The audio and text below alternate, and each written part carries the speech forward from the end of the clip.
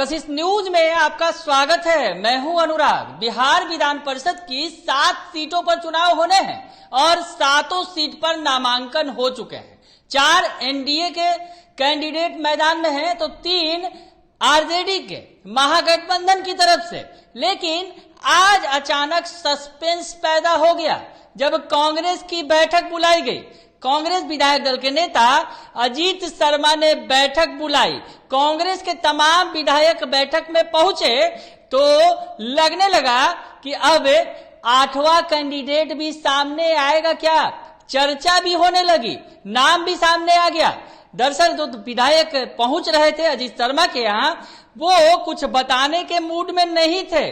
घुमा फिरा के कह रहे थे बैठक बुलाई गई है, आगे सत्र होने वाला है, इसीलिए वो बैठक में शामिल हुए हैं। प्रतिमा सिंह जो है वो पहुंची और जो विधायक हैं, तमाम जो विधायक पहुंचे, उन्होंने क्या कहा जब वो बैठक में शामिल होने के लिए पहुंचे, ये पहले आपको सुनवा देते हैं, सुन लीजिए। तो पहले अंदर जाने दीजिए।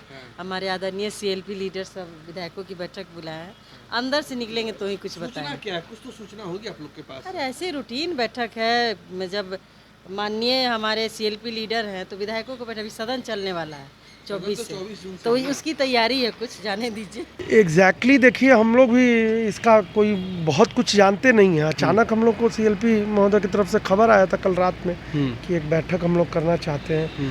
और देखा जाए तो एमएलसी चुनाव को लेके 7 उम्मीदवार होने चाहिए थे। वो 7 उम्मीदवार तो हमको लगता है कि 2 भाजपा के, 2 जेडीयू के और 3 राजद के ऑलरेडी घोषित हैं। तो वैसा तो कुछ ये नहीं होना चाहिए। स्ट्रैटेजिकली हम लोग को ये देखना है कि हम लोगों के लिए क्या दिशा निर्देश है सीएलपी की तरफ से। इसके लिए एक सामान्य बैठक जो हो सकती है उसी के लिए। तो क्या आप लोग ऐसे कोई है कि आप लोग भी मतलब कि चुनाव में उम्मीदवार देने के लिए जा रहे हैं? आपके नहीं, ऐसा अभी तक ऐसा कुछ भी ये संभव ही नहीं है। आप खुद भी देख सकते हैं, उतना नंबर कहाँ है, नंबर तो होना चाहिए। कल रात में ही फोन आया था आपके पास? हाँ, रात में इसके लिए, बैठक के लिए विधायक जी ने फोन किया, विधायक दल के नेता जी ने। हाँ। तो सुना आपने कि कांग्रेस की बैठक हुई तो अचानक से चर्चा का बाजार गर्म हो गया कि क्या अब कांग्रेस भी अपना कैंडिडेट उतारेगी।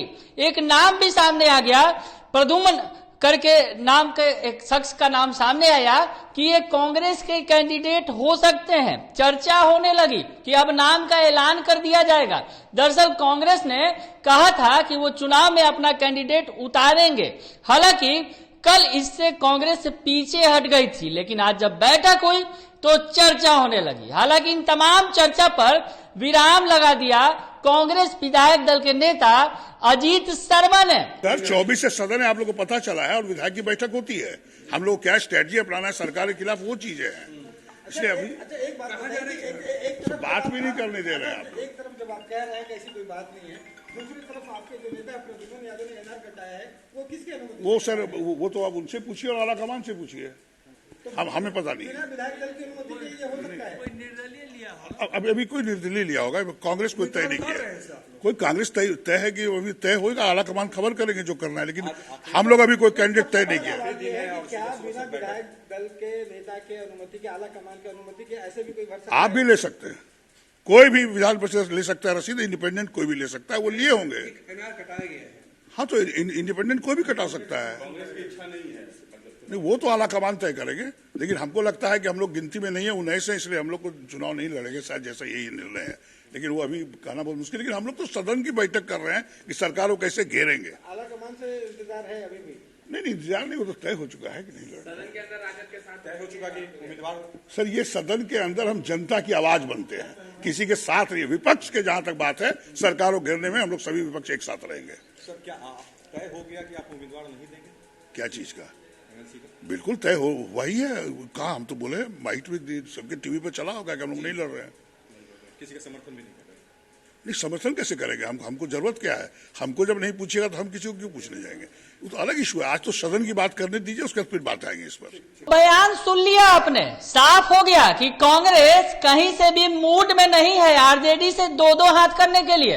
यानी आरजेडी ने अपने 3 कैंडिडेट उतारे तो महागठबंधन के अंदर खलबली हुई थी और वाम दलों ने इसका विरोध किया था। और कांग्रेस ने भी, जो हालांकि अब महागठबंधन से बाहर है, वो भी विरोध कर रही थी और कहा था कि हम चुनाव लड़ेंगे।